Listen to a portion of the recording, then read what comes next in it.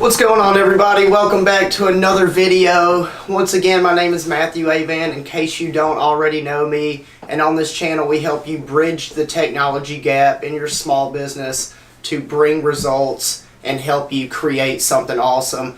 So if you haven't subscribed already, please hit the subscribe button. In this video, we're diving in and showing you the reasons why you should be highly focused on consumer behaviors when it comes to online and dealing with your customers and potential customers.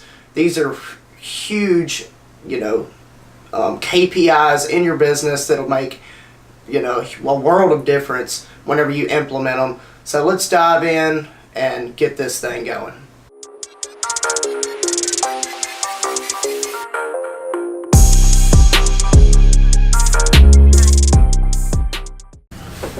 Alright, to dive right in, the number one reason that I'm going to go ahead and dive right in and say this is because there are so many other platforms that are developing nowadays. So this is something that you first and foremost want to, take in hand and implement.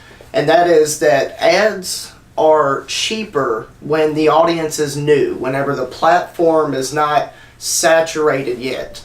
And so you kind of saw this at the beginning of Facebook, at the beginning of YouTube, back when Google was doing SEO for the first time and the whole internet.com thing. This is something that you need to really pay attention to. And so it helps you get in front of, where the people are migrating to, because we are always developing and technology is always developing. So as consumer behavior changes, then they might switch to other platforms.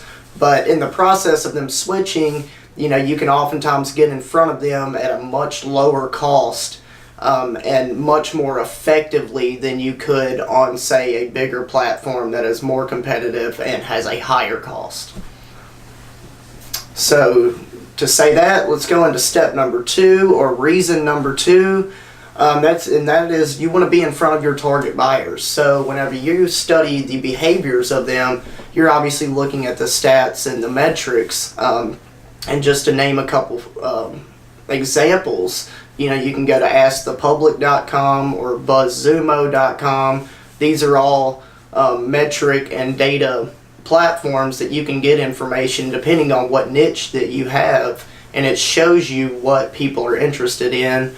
And then of course that you want to have good copywriting and you want your brand to be presented in the best way possible. But this is something that you should really also pay attention to, and that is, studying, where your target buyers are and what they're interested in, and then you can get your business in front of them.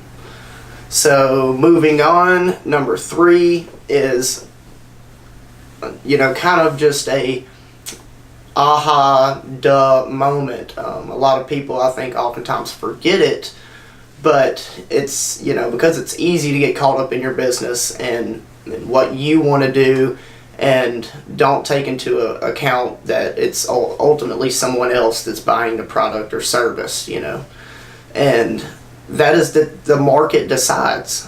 The market is the market, and you can blame anyone else all day long, from the designer to, the person that's doing your accounting to whatever it is, but it's ultimately, the leader's responsibility to run the business, but then it's also their responsibility to know what the market wants and to know that their product and their service is delivering in a way that's going to keep them in business. Because you can have all these things going on, but if the market doesn't want it, it's not going to go. That's just bottom line. It's pretty cut and dry, but it's something that a lot of people should focus on, and it does get overlooked, so can't leave that out. Number four is, you want to be able to relate to people. It's become a lot harder with these online technologies and everybody having these things at their fingertips, that they don't really know how to relate to people. And there's not a whole lot that you can say that hasn't been said before.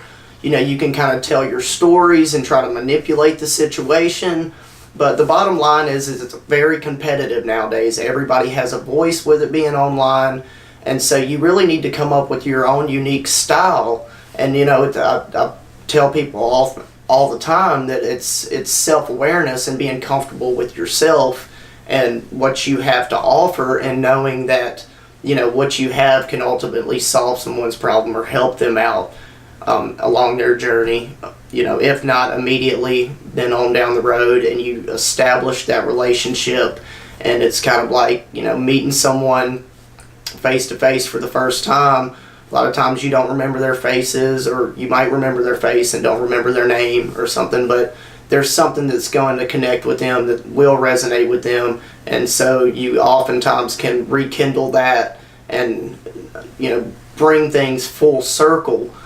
And it's just the way that the human brain works. But I highly recommend getting better at finding your own unique voice within your niche and within your industry, and serving your customers in the best way that you possibly can.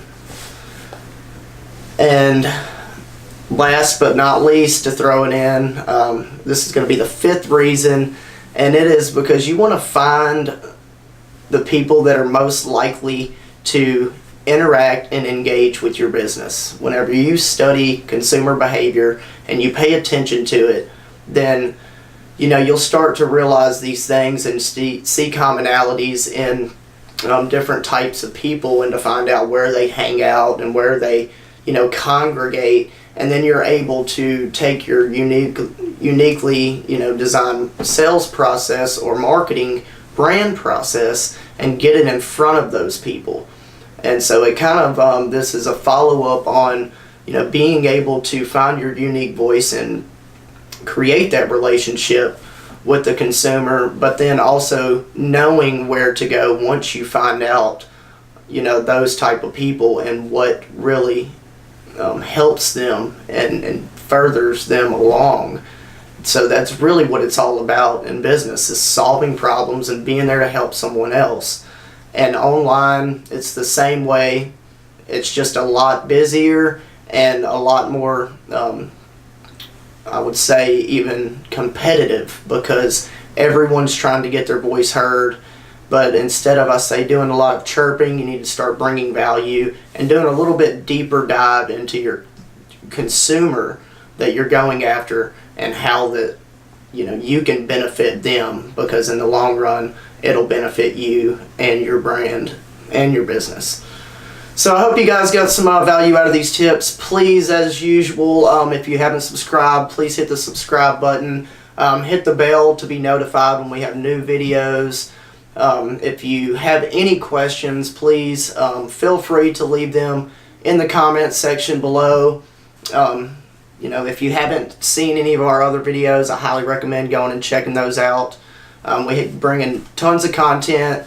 We also want to take this time to congratulate everyone that's been pumping it out. It's the end of 2018. We are crazy excited about what's to come in the future for us and our brand. So stay tuned, and we'll see you on the next video. Thanks.